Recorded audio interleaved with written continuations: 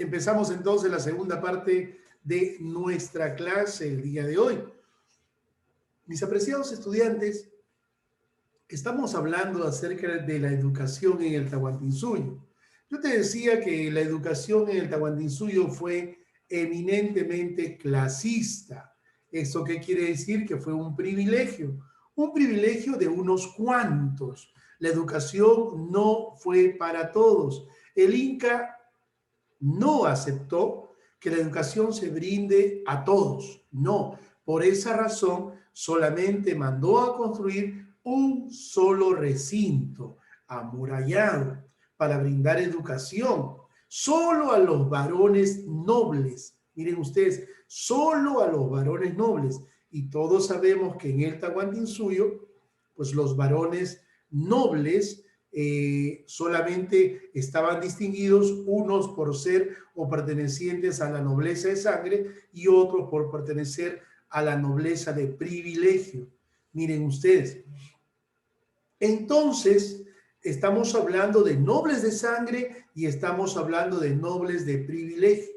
Solamente ese pequeño grupo de poder tenía derecho a la educación, mas no el pueblo. ¿Por qué creen ustedes que el pueblo no tenía derecho a la educación? ¿Ah? ¿Qué se estima, qué nos da a entender este capítulo en la historia? Que el pueblo no vaya a la escuela, solamente los nobles. ¿Saben por qué razón? Porque si el pueblo iba a la escuela, iba a estar en el mismo nivel cultural que el Inca, iba a aprender los mismos conocimientos que él. Entonces, esto no era conveniente para el Inca. Por esa razón, el Inca solamente dispuso que la nobleza, tanto de sangre o privilegio, vaya a la escuela, pero no el pueblo, porque iba a estar en el mismo nivel cultural y la historia hubiese sido otra. No le hubiese hecho caso el pueblo. Acuérdense ustedes que el pueblo fue la clase actuante en el Tahuantinsuyo. El pueblo fue la clase actuante en el Tahuantinsuyo. Lo hacía todo. Ahora, el Yachaywasi o la palabra Yachaywasi es una palabra quechua que proviene de dos voces. Yachay, Huasi. Huasi es casa, Yachay es saber. Estamos hablando casa del saber. Una sola se mandó a construir en el Cusco. Y al Yachay Huasi solamente asistían los varones nobles. ¿Desde cuándo, profesor? Desde los 15 años. O sea, desde su nacimiento hasta los 15, escúchame bien, desde su nacimiento hasta los 15 años, de la educación se encargaba la familia. La familia, miren ustedes, era responsable de formar al niño. Y ya cuando éste tenga 15 años, recién lo llevaba a la escuela.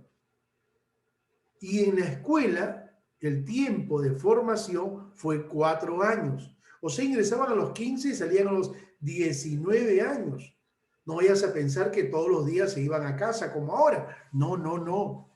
Se internaban durante 4 años en el Yachay Huasi y después de 4 años salían, pero salían ya personajes distintos, ¿no? Más desarrollados físicamente, académicamente, listos para continuar el arte del gobierno en el Cusco. Es que en el Yachay Huasi se formaban a los futuros gobernantes del Tahuantinsuyo. Sí, señor, ¿no? En el primer año, el Inca dispuso que se enseñase el idioma oficial del imperio. ¿Y cuál fue el idioma oficial del imperio? Fue el Runasimi, el cual quiere decir el habla de la gente, el habla de la población. Este se hablaba en el Cusco, porque en los distintos confines del imperio se hablaban distintas lenguas y había nobles de distintos lugares y estos tenían que aprender el idioma oficial en el Cusco. Por esa razón se dispuso que los samautas, encargados de la formación de estos estudiantes, enseñen en el primer año el idioma oficial del imperio, el Runasimi. En el segundo año, señores, Se enseñó ¿qué cosa? La creación, la interpretación y el manejo de los quipus. ¿Qué fue un quipu? Ahí estamos observando, vemos ahí a un aumauta enseñándole la creación, la interpretación, ¿no? Y la lectura de los quipus. En el Tahuantinsuyo, señores, no hubo lenguaje escrito. El lenguaje en el Tahuantinsuyo fue memorista y estuvo basado en la elaboración, la interpretación de los quipus. ¿Sí, señor? ¿Qué fue un quipu? Era un cordel donde se desprendían otros cordeles como el que ves, y en cada cordel había hasta 10 nudos. Cada nudo decía algo, cada nudo guardaba algo, y ahí se guardaba ¿qué cosa? Uno, si hablamos de, como dice el doctor Pablo Macera, estamos hablando de un quipu estadístico y estamos hablando de un quipu histórico. En el quipu estadístico se guardaba ¿qué cosa, profesor? Se guardaba datos, se guardaba cantidades. Miren ustedes, como cuántas mujeres, cuántos niños, cuántos ancianos, cuánto de cosecha. Y en los quipus históricos se guardaban las hazañas del Tahuantinsuyo. ¿El pueblo conocía un quipu, profesor? ¿El pueblo tenía conocimiento de un quipu? Sí, pero no sabía lo que decía, porque no había estudiado en el Yachaywasi. Solamente quienes habían estudiado en el Yachaywasi conocían el quipu, interpretaban el quipu y sabían lo que éste contenía. Miren ustedes, en el tercer año se enseñó la religión. Acuérdense ustedes que en el Tahuantinsuyo la religión fue politeísta y panteísta. Miren ustedes, politeísta, la creencia en varios dioses, mayores y menores, entre ellos el sol, Huiracocha, la luna, las estrellas, ¿no? Y si hablamos de un panteísmo, estamos hablando que cada uno de estos elementos de la naturaleza, pues les daban o le otorgaban vida. En el Tahuantinsuyo los elementos de la naturaleza tenían vida. Eso es panteísmo y eso se practicó en el Tahuantinsuyo. Miren ustedes, y en el cuarto año de formación se enseñó nuestro curso de historia, pero una historia completamente distinta. Solamente se enseñó lo bueno, solamente se enseñó lo positivo, solamente se enseñó las grandes hazañas. Lo contrario a esto no se enseñó, se ocultó. ¿Con qué finalidad? Con la finalidad, profesor, de que el egresado del Yachaywasi se sienta orgulloso de su pasado histórico. Miren ustedes, solamente se enseñó lo bueno, lo positivo, y lo contrario se ocultó. Y así vamos a obtener egresados orgullosos y felices de su pasado histórico. Impresionante. Al finalizar los 4 años de formación en el Yachaywasi, ¿no? Hubo una ceremonia de graduación y esta se llamó el Huarachico o Huarachicó. Era una fiesta, era una ceremonia donde los egresados del Yachaywasi tenían que demostrar lo aprendido, tenían que demostrar qué cosa, sus capacidades académicas, físicas, entre otras. Y esto fue en acto público. Estamos hablando de los futuros gobernantes del imperio, los continuadores de la historia en el imperio. Esto fue para los varones. Profesor, para las mujeres, vamos a llamar así, el Inca ordenó la construcción de muchos recintos. Y esos recintos van a ser conocidos con el nombre de ayahuasis, en plural. Hubieron muchísimos ayahuasis, uno de ellos cercano a Villa El Salvador, acá en Pachacama. Lurín. ¿Qué significa o qué significó ayahuasi? Huasi es casa, Agya es escogida, casa de las escogidas. Solamente las muchachas más bonitas, solamente las muchachas más hermosas, ¿qué cosa? Eran llevadas a la fuerza, eran reclutadas a estos lugares. No necesariamente la nobleza, tenía que ser del pueblo, lo importante era ser bonita, hermosa y virgen. Eran llevadas a estos lugares por orden del Inca, para asegurarse de la pureza, para asegurarse de la virginidad de estas muchachas. Miren ustedes,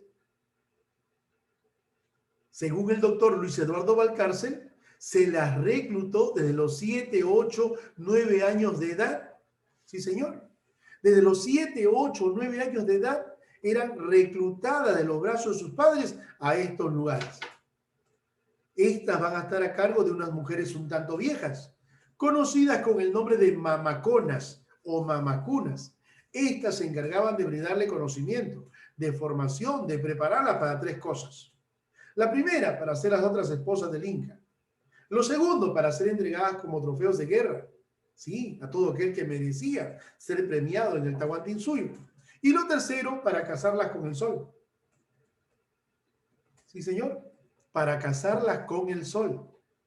Estas, o a estas últimas, las vamos a conocer en adelante como las vírgenes del sol. Además de ello, en el Ayahuasí, las mamaconas se encargaban de enseñarles a cocinar, los quehaceres del hogar, a tejer, a hilar, preparar la chicha, entre otras, miren ustedes, entre otros conocimientos importantes que toda mujer debe de dominar. Señores, hubieron mujeres que escaparon, claro. Hubieron ayas que escaparon, pero también hubieron ayas que se quedaron. Y muchas de ellas fueron abusadas por los vigilantes, por los soldados que custodiaban cada uno de estos recintos. El Inca ordenó que para que esto no suceda, para que no haya un acercamiento entre las ayas con estos soldados guerreros, ordenó desfigurar el rostro a cada uno de estos soldados. Se les voló la parte de la nariz, los labios, y así no se podían acercar, tanto ellas como ellos. Pero dicen que para el amor o para las acciones no hay dificultades. Muchas ayas quedaron embarazadas. ¿Qué pasó? El Inca se enteró, ordenó que se le cuidase a la mujer embarazada durante los 9 meses. Al causante del embarazo lo agarraron, lo amarraron, lo colgaron sobre una viga, ¿no? De pies hacia abajo, lo sahumaron con pancas de ají seco y luego de morir asfixiado, este tipo fue descolgado, fue hecho picadillos y fue arrojado al campo como cosa maldita. ¿Qué pasó con la mujer? Esperaban el tiempo del parto. Si era varón, la criatura la entregaban a los familiares de esta. Y si era mujer, reemplazaba a su madre, porque a ella, la que quedó embarazada, se la enterraba viva. Y la bebé reemplazaba a su madre. Miren ustedes, en manos de las llamadas mamaconas. ¿Sí, señor? Ahora pasamos a lo que es cerámica. Si yo te pregunto, ¿qué es cerámica? Tú me responderás, es un trabajo manual, creativo, didáctico, que se realizó en el Tahuantinsuyo. Pero en el Tahuantinsuyo no hubo, ¿qué les puedo decir? En el Tahuantinsuyo no hubo un gran estilo, como en anteriores culturas. Caso Mochica, caso Nazca, por ejemplo, o cualquier otra. En el Tahuantinsuyo no se le dio el debido tiempo, estilo. Solo hubo una copia fiel, ¿no? Un cerámico característico, ¿no? En el Tahuantinsuyo, y este va a ser el Urpu también, el aríbalo. Con ese conocimiento de anteriores culturas que fueron fusionadas, se construyó, se trabajó el aríbalo. Era un tremendo jarrón con 2 orejeras, ¿no? Con un cuello angosto y con una boca. Terminaba su base en punta para hundirla en la tierra. Eran jarrones donde se almacenaba, se guardaba y se hacía fermentar los líquidos, entre ellas la chicha. Y también se elaboró, ¿qué cosas? Vasos de utilización y vasos ceremoniales. Algo así parecidos a los vasos ceremoniales de Tiahuanaco. Y ahí se maceraba pues el licor, ¿no? La chicha de jora, conocida con el nombre de adja. Así es, señores. Ahora pasamos a metalurgia. Metalurgia. Estamos hablando de metales preciosos. En este escenario, debido a la configuración geológica del medio, debido a la configuración geológica de los Andes y del escenario del Tahuantinsuyo, pues se encontraron, ¿qué cosa? Metales. Metales como el oro, plata y otros. entre ellos el bronce también, por ejemplo, ¿no? Pero estos metales eran extraídos de la configuración geológica en forma primitiva. Entonces se dispuso la creación ¿de qué? De unos hornos portátiles para poder fundir estos metales. Entonces, gracias a esos hornos llamados guairas, este oro primitivo, esta plata primitiva, se fundía, se derretía, se convertía en líquido y luego rápidamente era vaciada en los distintos moldes que ellos querían tener. Dicen que estos hornos portátiles llamados guairas eran colocados en lugares estratégicos donde corría bastante viento para así mantener el fuego prendido y así hacer que esto se enfríe rápidamente. Esos lugares eran conocidos con el nombre de tocochimpus, ¿no? Tocochimpus. ¿Qué fueron los tocochimpus? Eran lugares estratégicos donde estaban ubicados las guairas, los hornos para la fundición de estos metales. Y así con esto obtuvieron distintos objetos en oro y plata y también otros metales, con los cuales se adornaron los templos, los palacios. Miren ustedes, impresionante. Esto era lo que buscaban los españoles. Y con los metales más duros se trabajaron las armas de guerra, ¿no? Se trabajaron las armas de guerra y herramientas para la agricultura también. Ahora pasamos a textilería. Miren ustedes, otra manifestación cultural. Impresionante, lo dije al inicio. Hablamos de los trabajos a mano, ¿no? Textiles elaborados por las saquias. ¿Dónde se confeccionaba el vestuario para la población? El vestuario para el Inca, en los Ayahuasis, a cargo de las saquias. El Inca vestía muy elegante, al igual que su corte, su panaca real. Y estos eran, las ropas de estos tipos, eran confeccionadas con lana muy fina, con lana lana de alpaca o vicuña. Y a esta se le conocía con el nombre de cumbi o cumbi. En cambio, el pueblo lucía prendas de vestir confeccionados a base de lana de llama, el cual era conocido con el nombre de abasca. Impresionante. Con esto había una marcada diferencia entre la vestimenta del Inca, la vestimenta de la nobleza y la vestimenta del pueblo. Otro aspecto importante también fue la música. La música en el Tahuantinsuyo, señores, se caracterizó por ser pentafónica. Solamente se utilizaron 5 notas musicales. Y con estas 5 notas musicales se obtuvo una música triste, melancólica, alegre y hasta violenta. ¿Violenta para qué, profesor? Miren ustedes, aunque usted no lo crea, señores, a la guerra, a las batallas se iba contento y feliz danzando y bailando. Si hubo música, hubo danza, porque la danza es producto o consecuencia de la música. Por inercia hace que el cuerpo esté en movimiento, el canon del movimiento. Entonces hubo música y también hubo danza. Y hubo música para todo. Hubo música para todo y en todo. Hasta la guerra se fue con música, danzando y bailando. Como te dije, la religión en el Tahuantinsuyo se caracterizó por ser politeísta, panteísta, idólatra y también idólatra. Miren ustedes, ¿qué quiero decir, profesor? Se rindió culto, se veneró a varios dioses con D minúscula. Sí, señor, varios dioses en el Tahuantinsuyo, menores y mayores. Pero hubo uno, el principal, el famoso Huiracocha, conocido con el nombre de Apu Contisi Huiracocha, el señor creador de todas las cosas del mundo. También se rindió culto al sol, al arco iris llamado Coichi, al trueno llamado Illapa, ¿no? Y así sucesivamente a los elementos de la naturaleza. El calendario agrícola inca, ahí está, de enero a diciembre. Miren ustedes, en enero era conocido con el nombre de Uchuipocoy, pequeño vuelo de madurez. Febrero, Hatun Pocoy. Junio, Inti Raimi. Y de paso estamos hablando de la fiesta más importante que se tuvo en el Tahuantinsuyo, la fiesta en homenaje al sol. Y así en cada uno de los meses. En el Tahuantinsuyo, señor, o el Tahuantinsuyo se caracterizó por ser un pueblo completamente festivo. El Tahuantinsuyo se caracterizó por ser un pueblo completamente festivo. Así es, señores. Fiesta para todo, fiesta en todo momento. Todos los meses había un gran reventón y ahí está. La fiesta más importante en el Tahuantinsuyo fue el Inti Raymi. Así es, señores. Algo importante que también tenemos que consagrar y considerar es la presencia de un gran personaje, Tupac Inca Yupanqui, el más grande conquistador, aquel que conquistó nada más y nada menos a los cajamarquinos, a los chachapoyanos, a los chimú y a los quipus, ¿no? Aquel que logró conquistar en forma pacífica a los chinchas al sur, ¿sí?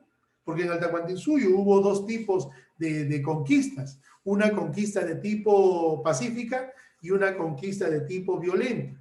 La conquista pacífica estuvo a cargo de los mitimaes y la conquista violenta estuvo a cargo de los guerreros.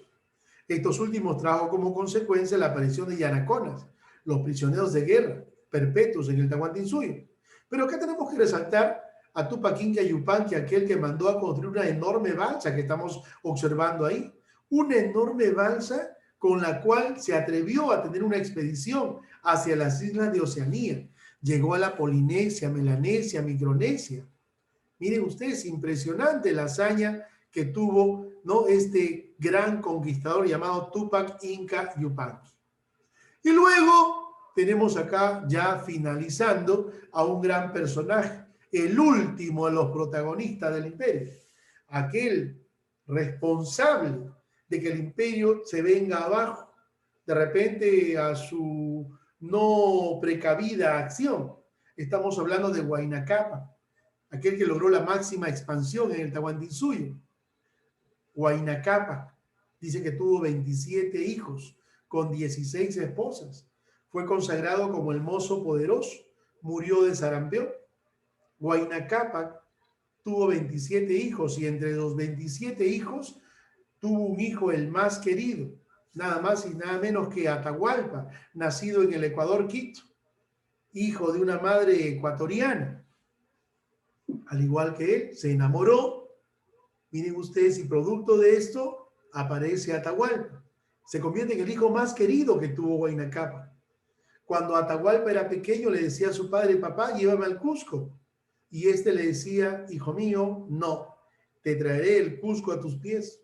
Y es así como Huayna Cápac envía desde el Cusco los mejores amautas a Quito, los mejores apusquipais, los mejores arabicus, los mejores quipucamayor, para formar a Atahualpa. Y Atahualpa crece, ¿no?, muy fino, muy educado, muy culto, muy diplomático. Se convierte en el hijo más querido que tuvo Huayna Cápac. Este quiso darle su mascaipacha, pero no podía hacerlo porque no era hijo legítimo. Un día le dice Atahualpa a su padre: papá, quiero ser tu heredero. Y Huayna Cápac le responde: no, hijo mío, tú no puedes ser mi heredero. ¿Por qué, papá? Porque tú no eres hijo de mi matrimonio. Se molestó Atahualpa.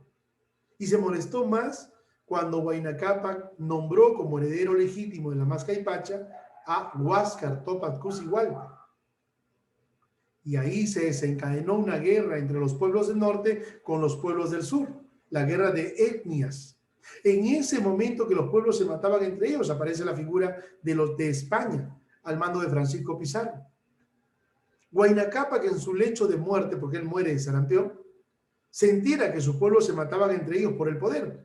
Los del norte atahualpistas y los del sur huascaristas. Cambia de decisión. Anula el nombramiento de Huáscar como legítimo heredero y nombra a Ninan Goyuch. Lamentablemente este era menor de edad y murió también de sarampión, al igual que su padre. Atahualpa aprovechó esta circunstancia y continuó con el avance. Y todos sabemos que el resultado de esto va a ser nada más y nada menos victoria para Atahualpa. Es en ese momento que ingresa Pizarro. 176 españoles, señores, nada más llegaron al Perú. Y estos 176 toman el Tahuantinsuyo, se apoderan de él y empieza una nueva historia, ¿no? Una nueva historia producto de esa guerra civil entre hermanos. ¿Qué habrá pasado? Ya lo sabremos en los próximos capítulos. Así es, mis apreciados estudiantes, Muchas gracias a todos y cada uno de ustedes. Ha sido tu profesor César Gerardo Uribe Guamaní, profesor del curso de Historia del Perú, y esta clase dedicada a los estudiantes del 5º año de secundaria, sección B. Gracias a todos y cada uno de ustedes. Nos vemos en la próxima sesión.